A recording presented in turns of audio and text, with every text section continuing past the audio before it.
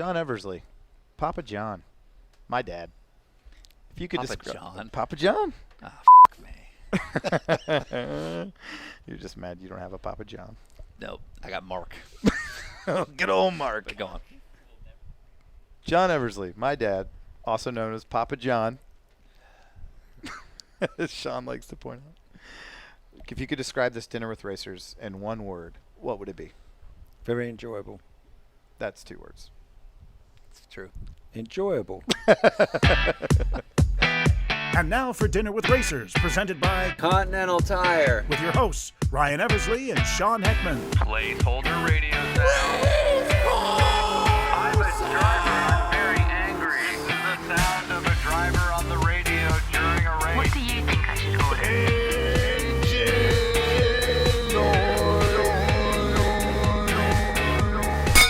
Welcome to Dinner with Racers, Season 2.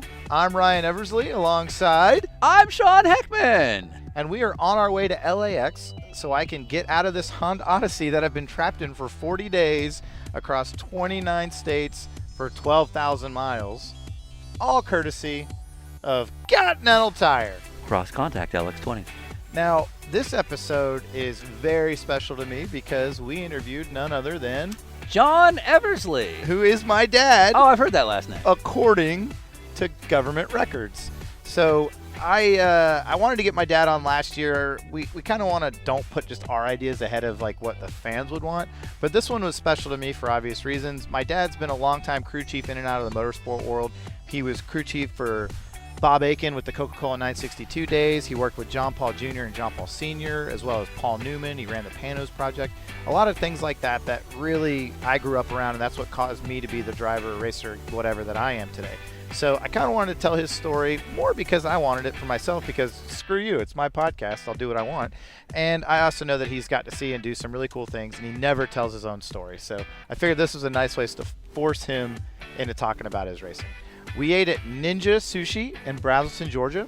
I had a Hawaiian 5-0 roll as well as a rainbow roll and an avocado roll. Sean, I had the chicken sandwich. I don't believe at you did. Ninja Sushi. Did you? Yeah, it's your Did you?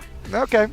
And, Dad was my dad. He's not very outgoing about his racing background, but We hear about guns getting pulled. yeah, guns pulled on mechanics. We as hear well about as- windows getting kicked through. Right. And just the general good time that was sports car racing in the 80s. My dad worked with Niki Lauda for a while, and so some cool Niki Lauda and Hans Stuck stories, as well as Paul Newman's story from back then. And, just neat things that I got to kind of see and hear growing up, and I was happy to have the fans be able to kind of see where I came from. So, Here's a glimpse into the Eversley family courtesy of Continental Tire.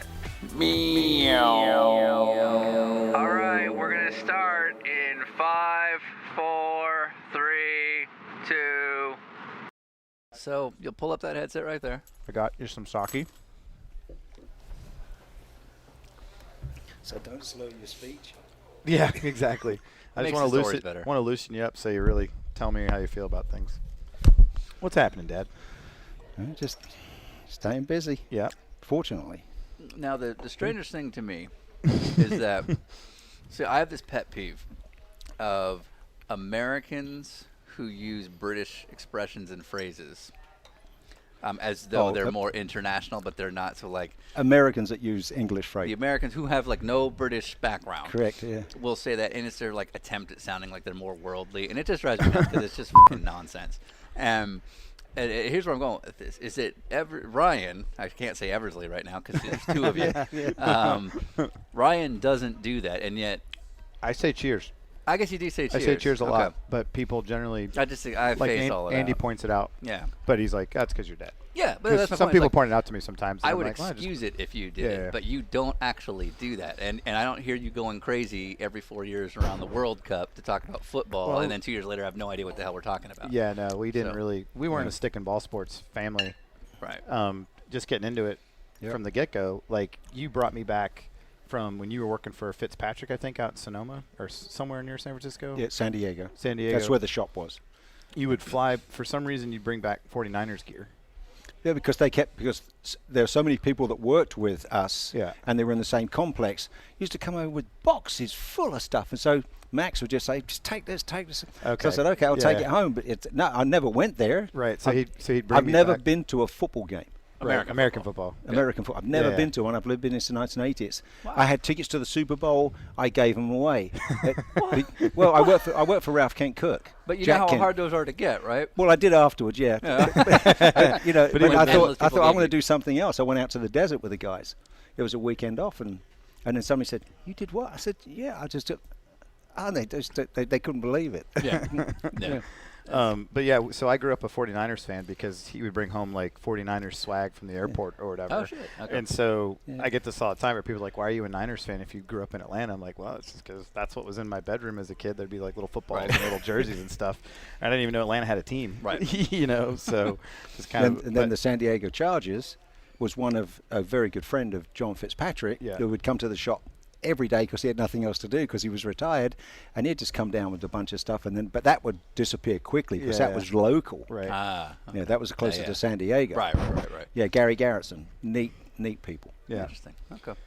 Well, so speaking of San Francisco 49ers, so I grew up in that Bay Area, so I grew up a 49ers fan as well, but for a very different reason. So I need to justify to my own father why he's never going to be on this. Because I know it's be like, well, why is Brian's dad on, but I'm not?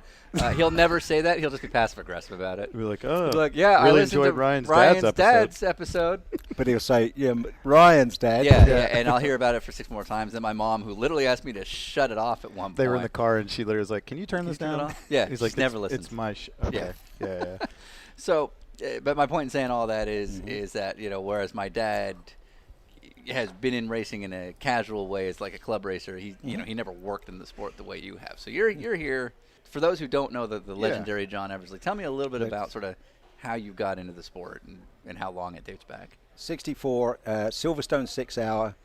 It was a historic race, but I went with an Aston Martin team because my family knew them, and they were all ex Aston Martin mechanics from the 50s. They had their own cars.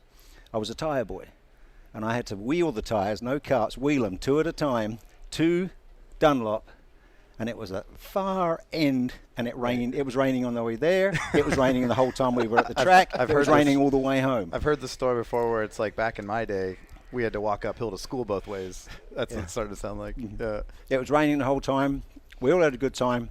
The car finished, which was unusual for something of that age at that time, but no crashes. Everybody finished. We loaded them up on the trailers, or most people would change wheels and tires and drove them home. Nice. Yeah. So that's the first race you That's really the first went. race I did. And how old were you? Probably I was 12. 12 years old. So you're a tire guy. 12 years old. Yeah, it was July. It was July. I just turned 12 because March, and Was that normal, by the way? Like 96 no. for 12-year-olds? Well, yeah. I mean, if you go to the track and you're a kid, you have something to do. You do not think you're going there to play in the snow or play in the rain. You don't. You go there to do something. And before that, I was given, if I went to my grandfather's workshop, who was Rolls-Royce, had his own Rolls-Royce shop, he'd give me a toolbox and send me off to take something apart. Wow. Just to take it apart. Right. And I said, well, I've done it. And when they said, now put it back together. Yeah. I said, well, why did I do was that? gonna And he say says, to keep you out of my hair because you're always asking questions. Yeah, that was the childhood story. The legend was Dad took a Rolls Royce apart and put it back together when he was like 12 years old. Well, Because he had no choice. That was my first race. But then it went from there, and it just progressed and progressed. I went to more and more races with teams people that I got to meet. A lot of stuff at Goodwood, the old track before what it is now. The Goodwood Festival, and the Grand Prix track. Dealing with the track service more than having to deal with the cars, but dodge the pothole. Because it was all cornfields. Yeah. And if you went off, the corn beat the car to death because they were aluminum. Yeah. Oh yeah. So. Okay, so we go from first trip at 12 to, you end up learning how to weld and. Well, first trip, 66, came to this country. My mother remarried an American serviceman. Came here to leave my apprenticeship, which I just started. Yeah. I just had about a year into it, and that was all the theory. There was no practical at that time. So came to this country in late '66. Twiddled my thumbs up in Maine in Prospect Harbour. Went from London to Prospect Harbour. You talk about a culture shock. So I went lobster fishing and worked in the woods in the winter. Wow. Yeah, and then we moved and moved and moved. But That was, and this whole time was racing sort of the passion that it you was a still wanted to passion, stay and I was involved always with. reading about it. And back then, media wasn't what it is. So I subscribed to Autosport Yeah. And I'd rarely got it. When I did get it, it was torn and tattered and Sure, usually probably got like wet, 2 months old stuck and- together. Yeah, Right. yeah. So, and then came south, ended up in Maryland, ended up legal reasons had to go back to school. I already finished school, Okay. and so I sat in the back of the class with my twin sister and twiddled my thumbs for a year and graduated high school in Maryland, and then we moved to Florida. Now, was being a teenager with an English accent in the late '60s what it would be like today? Because like right now, that's solid gold with the ladies. You're going to take some of this out for what I'm. Yeah. No, Okay. Well, this is what depends on what it is. Don't hold back. The stuff you want to take out is probably the stuff we're leaving in. This is what happened. Oh, here it You comes. go to school, and nobody understood you. And next thing, I'm in the wood class, and I'm on a wood lathe, and I've got a wood chisel, and I'm making a piece. This guy comes up and hits me in the head with a wood mallet. Oh my God, you got Nearly knocked my ass you out. got shanked basically school. In Yeah. your like, and you've been there Well, for like a day.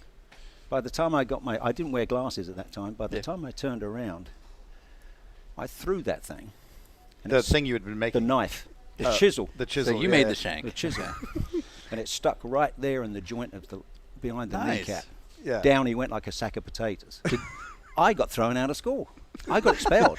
They didn't. Bleeding from the head. Right. Yeah. Yeah. Yeah. but that's running down, and there was actual blood. But Yeah. that's basic prison logic. You pick the fight with the Yeah. biggest guy. You Yeah. prove that you're good, and And based they on all s- my years in prison. And before it could escalate, the teacher, Mr. Hamilton, he's a massive guy. He just didn't. He interjected, and I was the one that got thrown out of school. They didn't. And he was the victim. So Sure. I just turned around and said, "Hey, it was his fault. He started all this, and nobody backed it up. Nobody." So do you think it was because you were the foreigner? Oh yeah. When you're talking, Right. all the girls want to hear you talk. Yeah. They didn't Okay. like that. So Oh, the yeah. guys that's did. what So I'm- that's yeah. okay. So the guys resented you. Yeah. So it literally was Yeah. new It's guy like with a mouth new on guy him. with an yeah. So you go off to you were like welding on oil rigs, right? And like fixing things like that. And Building all the support equipment to build oil rigs for the legs. The legs were made out of concrete and they were hollow, and it was a process called slip forming. Okay. The slip forming is only done by a steel structure. yeah. Well, it's non-stop until that's done, and you there to build the parts on site. You got raw materials Right. because there's no point in trucking them in because it was in the middle of nowhere. Yeah. So the raw materials would come in on a barge, and then we would build them. And if they broke them, they were established. Is it worth fixing? No, scrap. Build another one. Yeah. And it's got to continue going. So you'd try and keep a stockpile of forms going, and they were massive. Right. They were 16 feet long, and then if they broke while they were in process, you would have to go in while they were pouring. So you had to wear breathing apparatus. You would load down in a harness. You'd be welding while it's pouring. Right. That was a weld. Yeah. And that's guess who goes in? The young guy. the new guy. Yeah.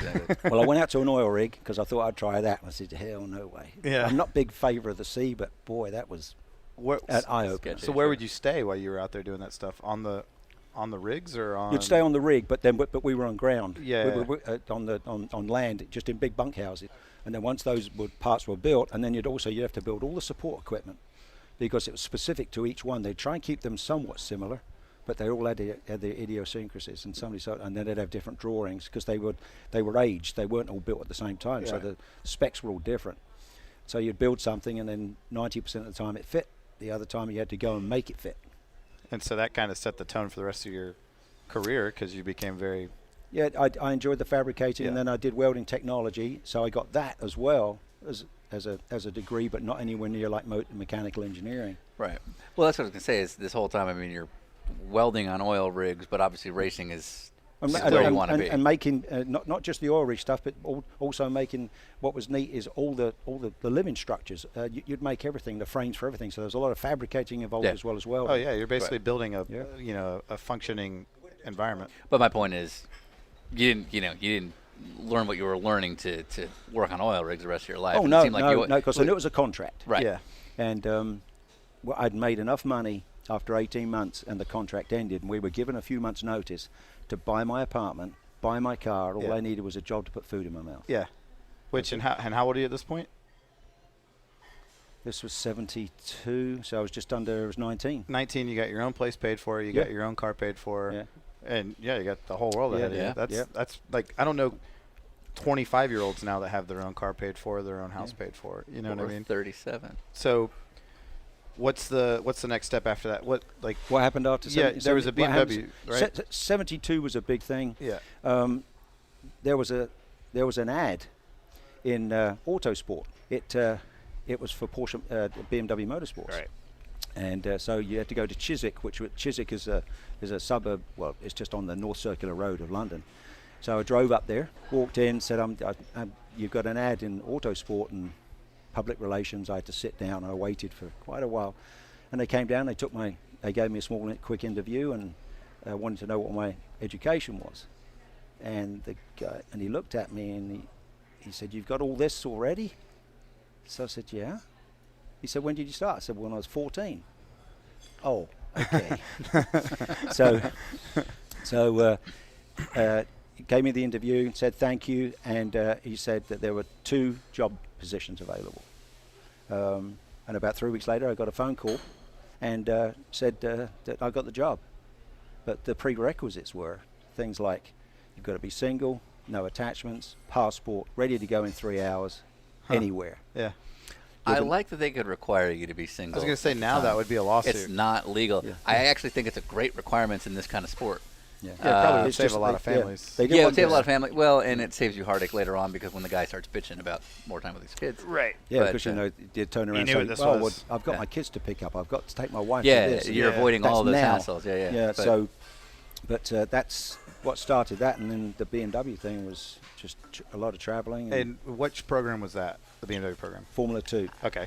And Formula 2 engines, and then the 320i's. so you're building motors, or are you? No, just You're- a stuff of chassis. But Okay. you take engines to the racetrack. Yeah, and yeah. things. and Formula 2 would be the equivalent of GP2 now. Yeah, and Yeah. that would be the that was now as an Atlantic car. Okay. So Formula 2 became the Atlantic in this country. Yeah, Simple cars. Mm-hmm.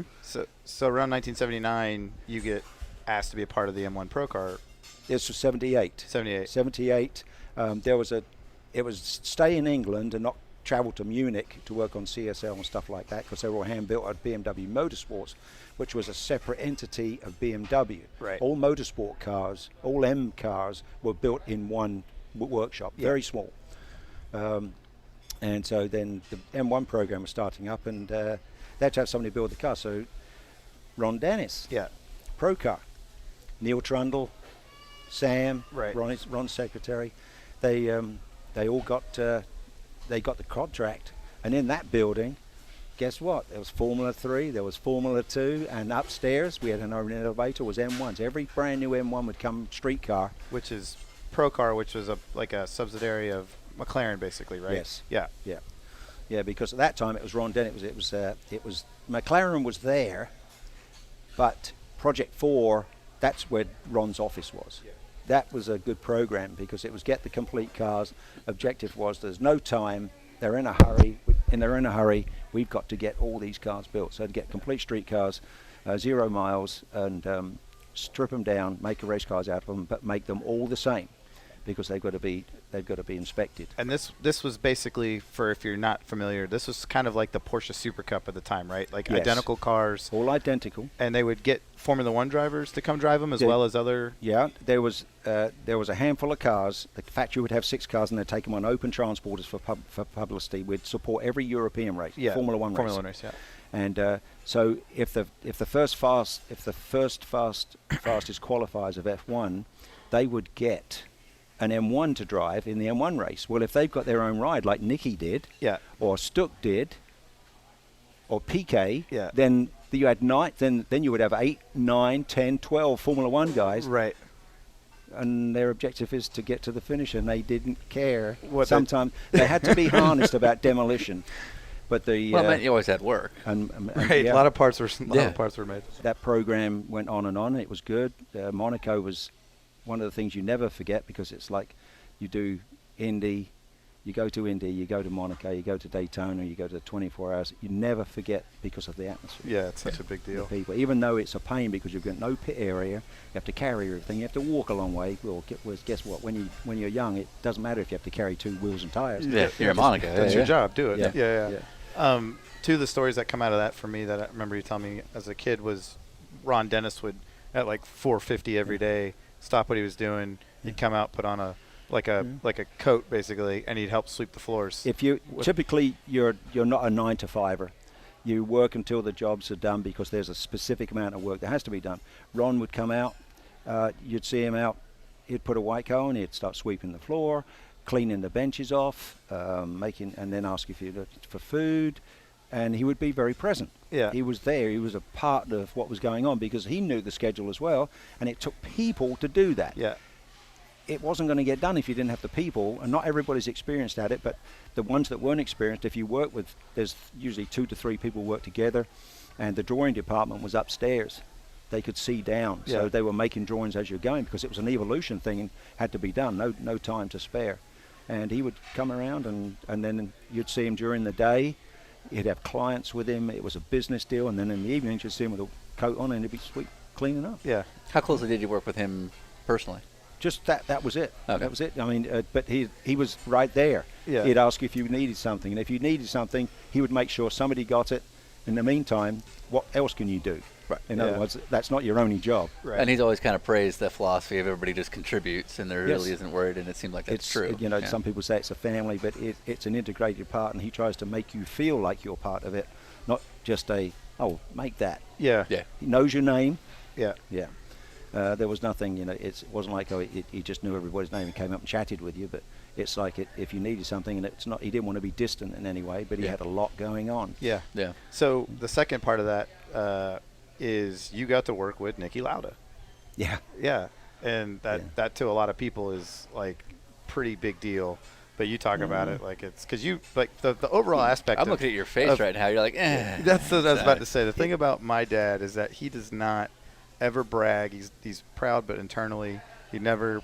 Well, I did that and I did this. Like you have to pull it out of him. Well, but photos don't tell lies. And there's pictures of you guys at Monaco with the Marlboro M1 Procar. There's pictures. There's pictures of us. I And- remember there's pictures of us that really stick out. Was when we had the problem with the cars at Zolder. Yeah. They fixed it. They gave us the parts to fix it. Yeah. You've just got to stay there and do it. You're right. British Grand Prix, Monaco. You just don't forget. Yeah, those if are you big start thinking about those are them. big deals, especially back then when motorsport as a general was massive. But working with him, and he had this personal thing, this fight with Regazzoni because they were so close in the. Yeah. And when they're out the cars, it's like if you gave them a pair of gloves and put them in the back of the pit, Yeah. the paddock. Right. Oh, it was funny. Yeah. And he's neat to work with. He was very blunt about what he needed. Yeah. And he would Dick Bennett, who's Yeah. still around, and Kevin. It was number one mechanic, and so Dick would make sure all the information's written down. He'd have a job list done, old-fashioned way, paper. Yeah. Nobody got to see it except us. It Okay. wasn't taped to the car. It wasn't. This isn't Yeah. public information where people walk up with camera. And they kept as many people out, media, out of the garage area, so we could get our work done. And this is 1978 or 79. 78, and even then 79. it was still super. Oh yeah. Like even outside of the trailer, you don't want Because anybody to know what's these going on. cars are spec cars. Yeah. You could use one spring, Yeah. one shock, one tire. But it's how you integrated it. You couldn't change the A-frames. You couldn't change the mounting Right. points. You had air pressure. People really know half a pound makes a difference. Well, back And- then when tire technology wasn't near what it is Yeah. now, you had to take and, advantage. And the barometric and the pressures, and they used to analyze. Okay, this is the temperature. This is the barometric pressure. And most people didn't do that. Yeah. So we had a slight edge, but then having Niki Yeah. was the big edge. Yeah. And he would get there in the morning. He would come around, whether you're under the car, in the car, upside down, touch you, good morning, try and shake your hand, Yeah. and leave you alone. Yeah. And if there was an issue afterwards, he wouldn't come in the garage and go straight to you. He and Dick only, and Ron. That was it. That was the group. Yeah. Then we would get to do it. It's just But he would fixed- respect that chain of command, and Yeah, he did that, and then the same thing at the end of the day. He'd come around and thank you. If you had a problem, how are we going to get this fixed? yeah, But he already knew the answer. Right. He just wanted to hear you yeah. have that feeling. Oh yeah, of course we are. So Yeah. Now, when you say he was the big bonus, was it his speed? Was it his feedback? Was it the whole package? Feedback, his speed, because he was still involved. He had that. It's a charm now to come in with that mechanical experience and that mechanical sympathy, and know when he's shifting there's something wrong. Yeah. He can feel it all the way. And back then it was solid linkage. It Yeah. was a manual shift. But he'd come in and he'd say, "This second gear, it's not. Well, it's not in the gear. It's something." So you check all the linkage, and you found that you had the. Now he would like sometimes a softer spring on the detent. Well, you can put an extra spring on the outside to pull it back to neutral. Yeah. So, and he would have those things, and then he was very tire pressures. He was very critical of. Yeah, very critical. So you told me once that he had some sort of deal where anytime he won in the M1 car, he got like a credit with BMW clothing or something, and he would take you guys all to the. He'd take us when we'd go to Munich, or he'd bring us by, and he'd say, "Go in the clothing store," and you'd get.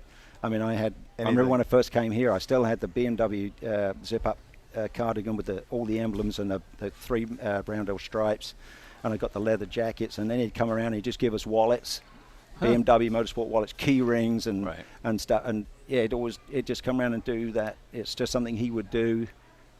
Yeah, it's just sounds like an asshole. Yeah. and he always made sure. Back then we had. And I've still got one pair, and I don't think they'd fit you because they're too small. But the denim overalls, they were made by a denim company, and they're the BMW Roundel. We have one pair left, and they were a zipper, the pockets, and that's probably the only. And the only other thing that's left is the, as they call them, they used to call them their anoraks, their ski jackets. Okay. That's left over. Yeah. I think I've still got one of the hats back from then, but we were in a big hat deal. Not like they give lots of hats out now. Yeah. But he was very gracious to everybody that really worked with him. And he's portrayed in media, especially nowadays, that he's like this hard, very. He is rough hard guy, because when things didn't go right, sure, it wasn't. He was angry with everybody. It's just got to get fixed. Yeah. So he had Dick to deal with. Sure. And he wouldn't be grumpy and all that stuff. He And at the end of the didn't day, even though he said goodnight, it wasn't begrudging. He wasn't trying to make you feel. He never made it personal. It was always business. Yeah. He's like, we have one goal here. And he is an aggressive person. That he never lost. But at the racetrack with the other drivers, when they used to kid and joke around, Stuck, PK, Regazzoni, and himself, that it's all. They're just a group, and they're so damn funny. Yeah. Oh yeah, because Stuck was always pulling a prank. He couldn't keep a straight face if he tried. The racetrack was a secondary. That was, I've got to drive, and I've got to put my hat on. You crash on. Yeah. I'm feeding him in the car but he was reckless. Oh God. Yeah. He would. He would definitely blind us on there because the mirrors. Mirrors. Well, especially because you're in a spec series, and this is, I assume, the fun series for them, so they don't give a shit compared to their day jobs. Yeah, and so if the cars got damaged, and then it was a big fight within a couple of races at the end, because Regazzoni and Lauda, each one could have won. Yeah. We turn up at the last race with 2 cars, T-car. Oh, so now they know they can wreck it. Well, they know they can wreck it, but if he got wrecked in qualifying, we wouldn't have a car because they weren't the easiest cars to fix. Okay. And the parts weren't as plentiful as people think. Yeah. Sure. So we ended up with in the other truck, we ended up with a T car minus the engine. 2 things here is that the one is Regazzoni's a Ferrari driver at the time or something. Yeah. No way in hell today Yeah, would a like Corvette Sebastian driver be allowed to Vettel. race in a BMW spec series against a Jag driver. Or like, whatever. would they put Sebastian Vettel in Porsche Super Cup? Like, that's never going to happen. Let that It was happen. just obviously it was a BMW promo. Yeah. But back then you really thought they were trying to do something that's for the spectators. Today they call it for the fans. Yeah. And it did. It brought a lot of people Sure. out. Yeah. Now it was the day before, and it was a hell of a end to the week because. But when they went out to race, it was quite a spectacle, and it had everybody up on pit wall. Yeah. And you still got all the interaction from the people at the track. Yeah. And a spec series like that, which, for lack of a better expression, for these guys, this is their fun beater series that they can go out and wreck the day before. Mm-hmm. As the guy that has to work on it, are you enjoying watching them beat and bang and have fun with it, or are you bother just me. really you didn't you look were at it there as to another 2 Didn't hours bother of work? me. If it happened, it happened. Yeah. And with the drivers of that class, you couldn't ask for any better. Yeah. It wasn't his intention to go out. His intention was focused, and if he got caught, if he got like at Silverstone, he went from the back, and they had catch fencing. Yeah. Oh God, it tore the car to pieces. Yeah. Because it's just a chain link fence. Yeah. And then they outlawed it because of the posts. But that was a big fix. That would really require a lot of work. It required a lot of work, and then Ron just got all the fiberglass. They just got it done, fiberglass and all the metal. I mean, it tore everything off. So obviously Lauda won the championship, but of that era, who was the man? Was it Lauda? Was it? To us, it was. Yeah, I think so. The only other driver I would have liked to, if they were team drivers, was Stuck. Yeah. Because the track times, Stuck was very, very fast, but he couldn't keep it all together because he'd always get tangled up with people. Stuck, but Niki had this clean, smooth. He could look through traffic. Yeah. He wouldn't have to. As we know, you drive down the road, you don't look at the guy in front of you. You're driving down the country at night, you're looking way ahead. You don't see, the only thing you might see is a deer. But he had this ability just to look through traffic. He recognized the cars immediately. Yeah. Who he could go by, how he could go by them, cleanly, always clean. Tremendous racecraft. Not jump in front and to make them brake inappropriately. But always cleanly, wouldn't come back with the, I don't know how that happened, on the back of the car, tail lights hanging out. None of that, because they don't have this where you have the cameras on them and then they investigate and give you points away. Right. They didn't have that back then. They had marshals on the corners, but they very rarely had this the interaction what they have now with all the corner workers and the cameras and everyone saying, he did this. Well, but he always stood up for what he thought was right, and there was always people, that you did this and you did that, or stopwatch. And back then we had mechanical stopwatches. Right. So, you were getting into electronic stopwatches, but they used to use mechanical stopwatches in a row, 3 of them on the. That's what counted. Yeah. And if there was any, Ron was up there, putting his foot down. That's the way it is, and that happened. And we didn't see all of it because we were in the garage, but that's how it was. But Stuck. PK was really fast, Yeah. but he was a bit quieter and a little bit more, and I would say more aggressive, smaller, real small guy. Yeah. So you could pull his out. You can grab him by the scruff of the neck and pull him out of the car, but people like Stuck you couldn't. Yeah. But overall, it was a good. And when people said, "You're working with Niki Lauda," yeah, I'm working with Niki Lauda. That's still now when I tell people that, they're like, that's whoa. pretty badass. Yeah. Something that I think is funny is from the Procar, as you probably know, it was all Marlboro sponsored. Yeah. Yeah. We had a Marlboro day at Brands Hatch. Everything Marlboro sponsored was there. Motorcycles, cars. And you remember how outrageous Hunt was? James Hunt, yeah. He turns up wearing an anorak jacket, jeans with holes in them, flip-flops, Yeah. scruffy old bastard. The look. And he's got women, and he turns up. And they want him to. He's not, and he's just there. I think somebody told him, and they made sure he had a Marlboro jacket on, and they want him to comb his hair, and he just got back from Spain or somewhere. It's like, do I really have to do this? And so they got him a driver's suit, and they put him in the car, Okay. in the Procar. Yeah. He said, okay if I crash it? I've never asked that before. So, because he didn't really want to be there, and he was taking press people for a ride. Oh. No, I'd been for a ride in the hope car. I know where this is going. Oh gosh, no! But all the newspapers were there, all the magazines were there, and the fellas would get in and they'd come back, and they were locked up. They couldn't move in the car, but he brought them back. And we saw him, because we saw him from the paddock. You could walk out the back of pits and you could see what he was doing in the car, and he was terrifying. And he's laughing, and he'd come back in and he'd get out, and the person would still be in the car, and he'd walk away, and you'd have to go, and you'd physically have to unlock him. And women, they inappropriately dressed. Yeah. And they were frozen. Yeah. You're like, how do you terrified. navigate your way out of this? Today, he says he's the biggest arsehole in the world and all this stuff. But he was there just having a blast. He The loved motorcycles I thought were neat. Yeah. Oh, Yeah. gosh, they're so fast to be right there next to him. Yeah. But that was a funny day. And Niki couldn't be there, but that was a funny day for that. But we brought the car home in one piece. Is it okay if I crash it? James And then the second one is we're on our way back from Monaco, and we always had to check in with home base. They always wanted to kind of know where we were, because we didn't have satellite back then. And we were told to go to Silverstone. So we go to Silverstone, and nothing there, bleak, horrible weather, overcast. Got the garage all to ourselves, and all these Marlboro people start turning up, and BMW people start turning up. In comes a helicopter. Out comes Paul Newman. Yeah. Test drive. But the way they treated him, he was really something special. And as we know, he doesn't like that. And he's very... And I knew him from just seen him from the movies, and remember the year before because of Le Mans. Yeah. And so he was a little bit more race-focused back then. Yeah, that's when he finished second overall, right? Yeah. This would be roughly around that time. Yeah. It was Dick Barber. Yes, Yeah. and Stomlin? Stomlin, right? Stomlin. Yeah, unfortunately. Yes. And he comes in the garage, and I didn't know when I looked who it was. And I'm working on just a no few point things there, on the they car. addressing it No, with no, you they guys. They didn't. don't We tell were you just anything. working on the car. Yeah. And the Marlboro people, they had all these racing suits hung up. And I thought, how many people are going to drive this car? They didn't know what size he was. Sure. So they had all the helmets out and the gloves and the shoes.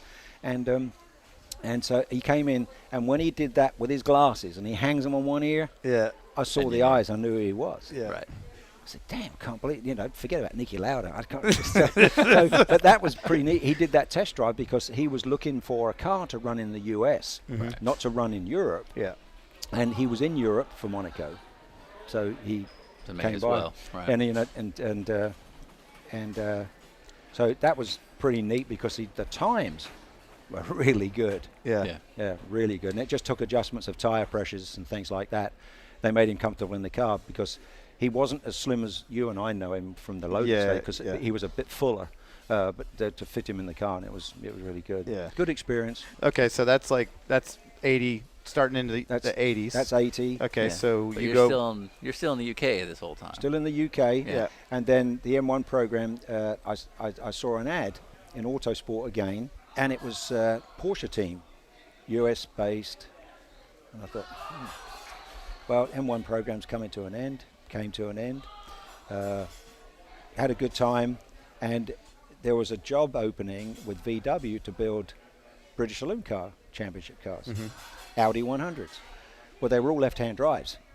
Well, we had to Now, make for them right-hand drive. Americans, saloon cars would be like Tin touring tops. cars. Touring cars. Touring cars. Touring Yeah, cars. yeah, touring yeah, cars. Yeah. Yeah. They were street cars. They're just like what the ST car is today. Yeah. And it was Richard Lloyd's operation, Yeah. but with Sterling Moss. Oh, cool. Never heard of them. Yeah. Cool, yeah. You know that guy. Yeah.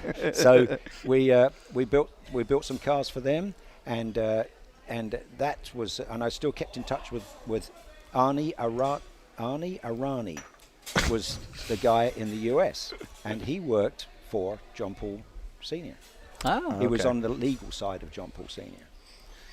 He was an attorney by trade, but he did all the he team was on the management. legal side. Always did his legal, took care of all of his legal affairs, all of his attorney affairs, all of his legal affairs when he was trading, because he was a big John Paul Jr. was senior. Was a Senior. big trader. So Oh, we Artie was know. on that side. So he became his team manager. Okay. No, like a real trader. Like stock market. Like a stock market Yeah, trader. Oh, yeah, that was. He traded a lot of things. Yeah, so. he did. But yeah, Yeah. but that We'll was get on there. We'll get there. They say some of it's legal, but I don't even know that was back then. I think it's who you wanted to strangle. Or Sure. Yeah. So I kept in touch, and there was, and he slipped out and said, well, he was staying at the Hilton. And so I didn't get an invite down, so to hell with it. I just drove there. I went to London, I drove down, and I got to the Hilton, and I called his room, and he came down, and we met. Is this the Arnie? Ardi Arani. Okay. And he was kind of, well, I was trying to figure out who to call to come for an interview. I said, well, I wasn't going to wait for that. Yeah. So I had the time, and he said, you're a good candidate because of experience, and he seemed that I couldn't believe you'd taken the step just to come down. So I said, well, it's not that far away. It's just a train ride and car ride away. And he told me that it would start by going to the Porsche factory, working at Work 1, where they're built on the 936s, and working in the same shops, and then going to the Nürburgring, Silverstone, and Le Mans. So I said, yeah, I'll do it. And then after that, after the Silverstone race, he said, would you like to come back to the States? Hell yeah, what have I got to keep me there? Nothing. So would that be JLP1, or is that just a house car? Or That was the car, that was JLP1. Okay. Yes. Which was a Kramer K3 chassis? It was a Kramer K3 car. Yeah. Yeah. And then it was all converted. Bodywork was an early car. Then it had all the later bodywork on. So when it got to Europe, all that bodywork had to be fitted because it was bigger, And the turbos went from K26s to K27s. Everything was bigger, more boost. Yeah. Yeah. We had to change fuel cell, but it was all a new car to me. It was, when you take the body off, it's just a piece of sheet metal Right. underneath, and what the rules required you to keep at that time, where there wasn't very much of the original car. Right. The fuels were different, and so we had a hell of a time getting the fuel. And the only thing that to make it work would be avgas. And What's that? aviation fuel. Yeah, avgas. So they called. So, but the thing is, when they got a couple of, they had some these English fellas, a couple of brothers, and I remember this guy's name's Chris, and they took the truck and trailer from here, and by that time it was a Chevy with a chaparral trailer, and it was all in Europe. This And whole yeah, amalgamation, and right. they used the truck to run around. We used to go to the hotel in the evenings in it. This fella Chris, and like I said, we had a problem with fuel, and I was on the way I was in my own car, in my little BMW. I was on the way to the track, and I saw the truck in a petrol station. Yeah. And they were filling drums up. Yeah.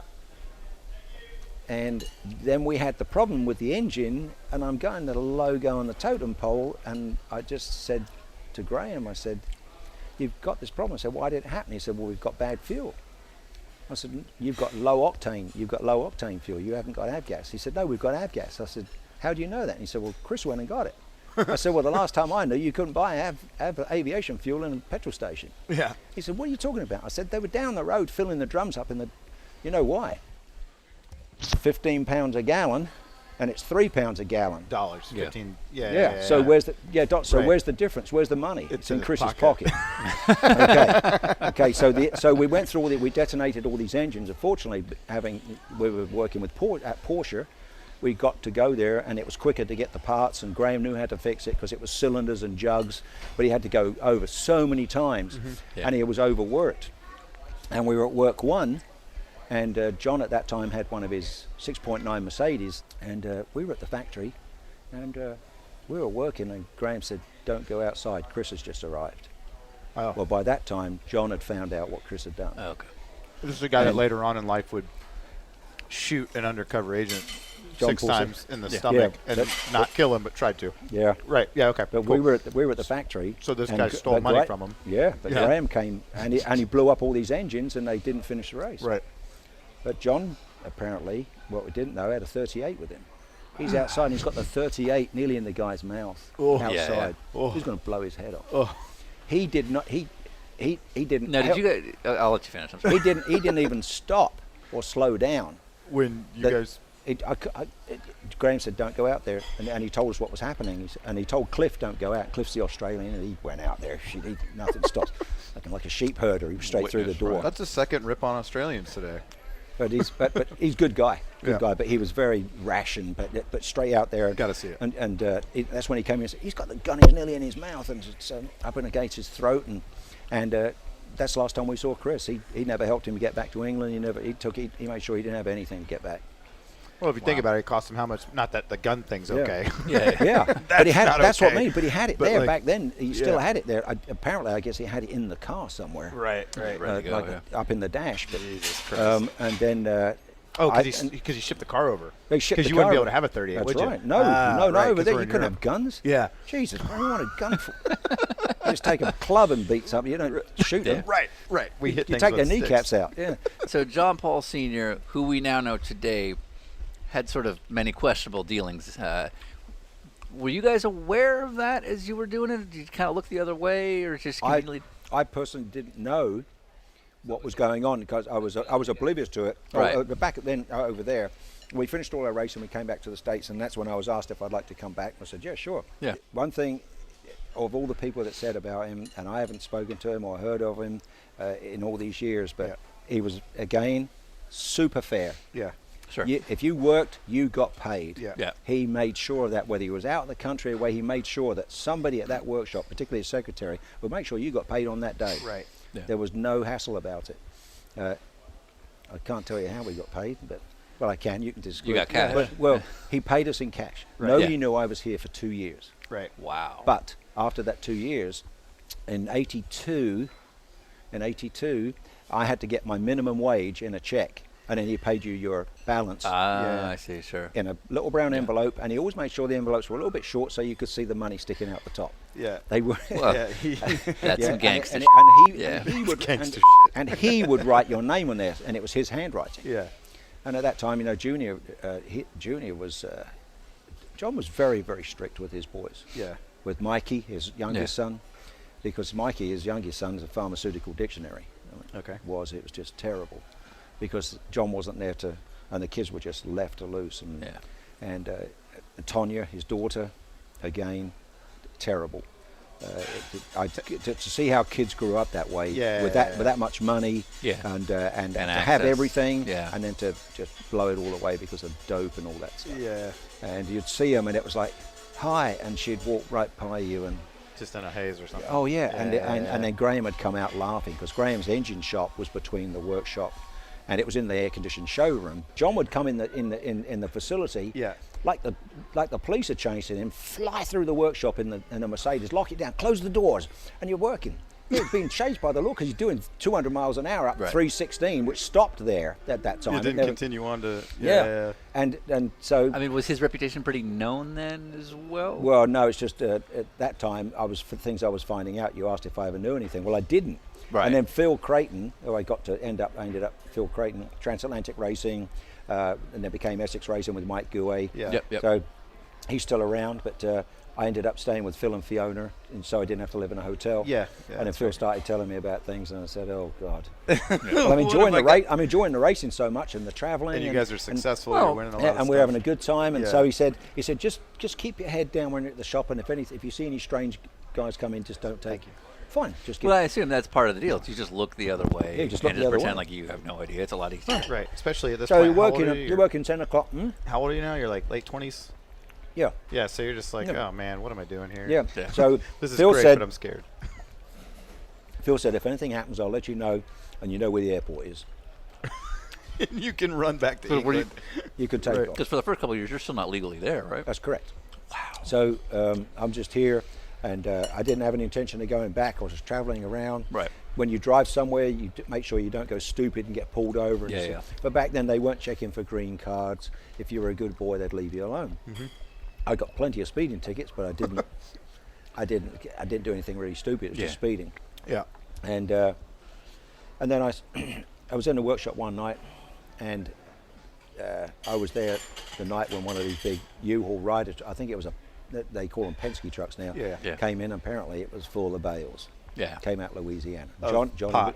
Johnny was driving. Yeah. Some of our listeners don't have the history of racing. Yeah. You know To what I mean? know, yeah. And it was parked. So, yeah. It was So, parked. There's a but theme it was that parked may at- happen this season. Yeah, It that was we're just actually parked gonna in the go car park. Yeah. Next to the rig. Yeah. Just like a U-Haul filled with. Which was the ex-Shadow UOP.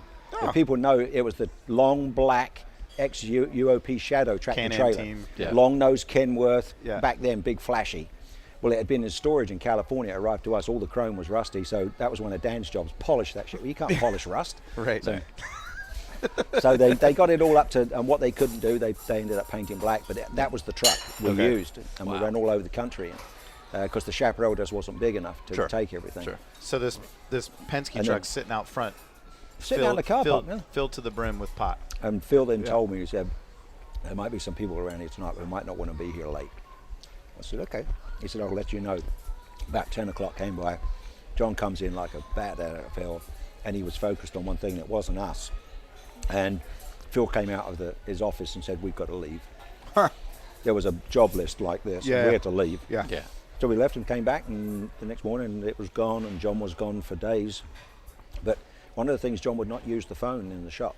He had I think it was a Crown Royal bag full of quarters. He'd go down to the phone box. Yeah. It's completely logical. He ate at Waffle House, and that's the phone he used to use. He was great. He was a big Waffle House, but he used to use the phone outside. Sure. And and then, cheers. And then Junior was just there, and a hard-working kid. He worked for his drive. He really worked hard for his drive. He was in the shop like every day, Yeah. right? Like oh working yeah, on his and all he Formula wanted Fords to do and was stuff. please his dad. Yeah. So you guys run the Lola T600 for a couple years. Well, That was 82, and then 82 I left. And you went to I went Cookwood's. No, I went to John Fitzpatrick. Fitzpatrick. Okay, yeah. At that time, John was getting really bad. Senior, John Paul Senior. Yeah. Really bad. He'd come in the workshop and just pick on it. But one funny note is that I always wanted to keep the bodywork lightweight. We got a pair of doors from Kramer. Kramer were doing the Evolution thing, as thin as could be, and they were carbon. They were a Kevlar composite. Yeah. I hung the doors on the car, and they had to be fitted around the edges for bogey. So he had to do the next thing before they were taken off and painted. So I hung them. I put hinges in them, hung them. I'm underneath the car working, and John comes in one of his really bad moods. He walked out of his office, and he throws the door closed. It's all glass and the glass had to be with the wire in it, reinforced, because he kept breaking windows. He'd slam the door, and he kicked the door closed. When he kicked it, his foot went right through it. And he came down on the ground, and he kind of laid there, and his glasses came off, and I'm under the car, and we're face to face, and he looks over, and he never said a word. He just had this, and he's trying to cut his leg to pieces. Right. Yeah. He put his foot clean through it. And he just destroyed one of two doors. One of that only exist. yeah. Yeah. Yeah, and he was on his way to bogey because the doors weren't painted. Right. He didn't see me under the car. He may have said something to me. Why aren't they painted? But Right. he told me he didn't say that. He'd just leave you to your job. Yeah. Right. And there again, he wouldn't say something to you unless you were directly. Is that your job? Yeah. If I'm doing wheels and tires, and he could never keep anybody keep wheels and tires because they were never perfect enough.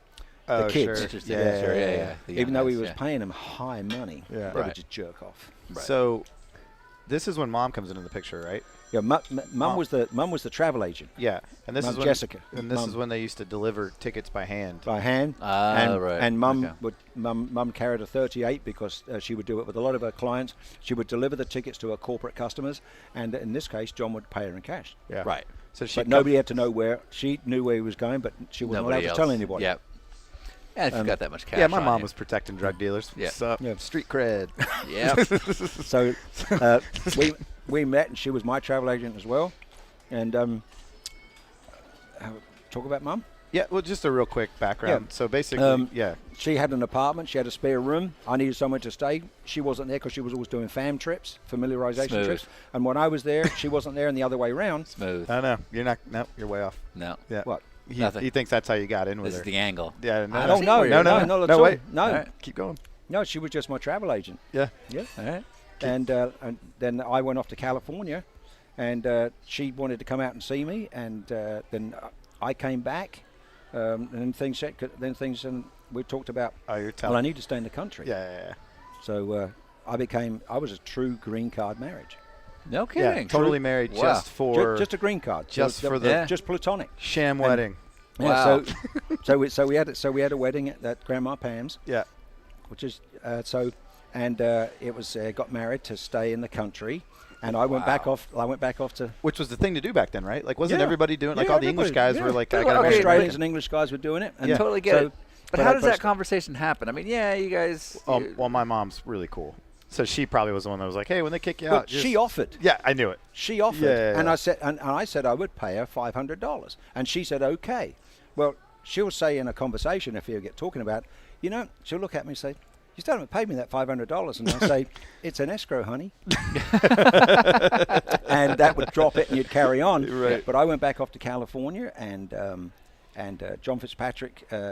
I went to John Fitzpatrick, and then there was a job at looking after the Lola and going to Le Mans with the 935. You guys got married so you could get a green card. Yeah. But Then they started I'm dating. talking to the product over Then here they started of more dating. than a I was in marriage. California, she was in Atlanta. Yeah. When she would travel, she'd stop and see me, and when I was coming east, I would stop and see her. Right, but you made it sound like it was an it was just It a was. convenience. But so Yeah. where did things pick up here? Well, we started seeing more of each other. And she'd come to see me in California on her way Right. to a trip, and we just got to know each Started other better. dating And Yeah, dated, that's what we kind of called it. dating. It wasn't a date, but after the marriage. After the marriage. Yeah. after the marriage. That's Okay. right. Yeah. Very good. Yeah, to get married, and then, like I said, I left. And every time I moved, my immigrate, because we got the paperwork going, Yeah, they and would you- put it on the bottom every time you go. So if you leave the country, they take your paperwork off. You have to get what they call probation to leave the country. Okay. I'd go to Europe. I'd go to South Africa. Yeah. They would always take your paperwork and they'd move it. So you'd say, "Oh, I'm going to Atlanta now." So therefore, it goes on the bottom again. Yeah. And then I got a really good immigration attorney.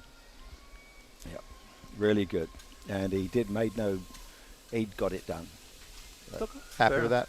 Now I know. I just Okay. wanted to know because I'm hoping there's some smoothness here. And then there's two more of them. Yeah. Don't even get me started. I met him. So just to kind of sidetrack a little bit back to the JLP3. You guys build this car. Yep. Bunch of you put it together. It becomes one of the most successful GT cars of all time Mm-hmm. for a single season. You win Daytona. We won the last 2 races in 1980 and the Yeah. first 3 races of 81. We won Which is- Sebring, Daytona, and Atlanta. Yeah. Yeah, and with flying colours. Yeah. Nobody. How are you doing this? And the scrutineering was tech. Yeah. Right. It was terrible. It was how are you doing this? And back then it was he's faster where, and then the weight. How can you do that many pit stops? Yeah. I mean, how can you do that much mileage? We just moderate our boost. Yeah. That wasn't the answer. Yeah, you were There was- cheating like crazy, right? Yeah. Okay, so what I recall is, it's got like a not an aluminum roll cage, chromoly, something It was all 4130 chromoly. chromoly. Yeah, It wasn't bad out of DOM seamless trim. It was all 4130. Yeah. And Mr. Wizard, Chuck Gay, who was Junior Johnson's fabricator. Oh, okay, cool. And Okay, Rabbit. So he knew his stuff. Oh yeah, it's Chuck Gay was named Mr. Wizard, Yeah. and for a reason. 5 o'clock comes at that shop. Out comes a Budweiser. There's more work done from that time to midnight all day. than Yeah. all day, and it's absolutely perfect. Yeah. Never put a wrong tube in the car. Absolutely gorgeous. Graham Bertels was in charge of all mainly the welding. Yeah. That's Rabbit. Yeah. And it was absolutely gorgeous. And so, didn't And- you guys run fuel lines through the roll cage? We ran. That's not a no, by the way. We ran. No one's No, going we, to. we ran It's okay fuel now. tanks Yeah. in the rockers. Fuel tanks and In the the rockers. rockers. So you had to keep the rocker Yeah. and the door opening. Yeah. We made fuel tanks and went in the rockers. Yeah, right. And the airlines that were in the car, the only airlines the lines you had in the car, air equipped, were for the air jacks front to rear. Yeah, right. Well, you couldn't see those, so they thought the airlines that were in the car, the lines that were in the car were airlines. Well, they weren't. They were fuel lines. Fuel lines to an And we had an extra pump. Yeah. It was like a small pump down in front of the pedals, Yeah. which you couldn't see because it was underneath the fuel tank. Right. And at that time, there was nothing to say you had to strip the car. So we had a little pump in there, and so For you tech, you mean they wouldn't? they wouldn't tech. That's right. Yeah. And it was run off of, and then it was run off of boost. So it was a boost. It was a boost operated Yeah. switch. Yeah. And so when you're off the boost, it would pump the fuel. And so you guys would be able to outrun everybody on fuel mileage, and you were do a lap here or there more. a lap or more. Yeah. And but you had to do it very. Today's the words are strategically. But then they kind of got wind of what was going on, so we took those out. Right. And by that time we were well led, and we could run more boost for short periods. But they knew what they could do. Yeah. Right. And when you say strategically, I assume part of a cheater car is to not break the rules or to not beat everybody so blatantly that they have to look. Correct. You don't Right. just go out and run off and then somebody say, "Oh, well, you got 20 seconds on me." It always makes sure, Win and by You an beat inch. just enough. just Win by an inch. Johnny back off, and then Junior, the old man, would get out the car. The old man, Ginny, and he'd have his helmet off and stay right there. None of this take his suit off and sit down. Right there into it with you. What's this going on? What's going on here? In the pit Right. stop. Oh, yeah. Yeah. Right in pit lane. Right in pit lane. He'd just throw his helmet down. It didn't matter, and he'd be right there, and he'd want to see everything on paper, and he'd be up there. Didn't need a calculator. Everything was Because he was like sharp. Oh, Yeah, sharp. Yeah. This is our pit stop strategy. Yeah. That's it. He'd get out the car and tell you what the pit stop strategy is. Right. Yeah. The guy was clearly a numbers guy. Yeah, he was a numbers guy and not the kind that wants to write his numbers down. Exactly. So, Yeah. So he But had his to do drawer, it, but there was nothing clinical about his drawing. He just scribble on it and just hand you this. Yeah. None of this block. Just give me a piece of paper. So you guys win Daytona, you win Sebring, Yeah. you win Road Atlanta. Yeah. That's pretty much unheard of. I have the stats on that season right here, which are pretty incredible. But basically, you guys won 1 out of the 3 races that car entered. Mm-hmm. You 27 races entered for JLP3, 9 wins, 16 podiums, which is 1 victory every 3 races have entered. 60% rate of finishing on the podium with that car. Yeah. And at that time, also the beginning of that year, we started running the first Lola T600. Yeah. Apart from Cook Woods, which was Brian, Was that 81 or 82? 81. You sure? No, 82. 82. Ran the 81. We ran the 935s. Yeah. And the 82 was the Lola T600 first year. Right. And that was because Bruce Levin had one, Brian Redmond had one, and John Paul Jr. Ours was chassis number 2. Right. Because John paid extra money to get that. Because the English love money, so they took his money more than gave Bruce the car, even though Bruce wanted his more. Bruce Levin was Bayside Disposal out of Seattle, Washington. We're going to have a picture of JLP3 on dinnerwithracers.com, which is, if you follow me on Facebook, it's my headline photo on there, but it's one of the craziest looking GT or 935s of its GT generation. car. That car was a GT car. Exactly. It's the blue So and yellow one. it's the blue and yellow one. It's like iconic. It's a big part of our family history. And why that color? John was colorblind. Really? Oh, really? Yeah. Huh. You can see green. Yeah. You could see Yeah. money and weed. Yeah. So you go to Bob Akin. Yep.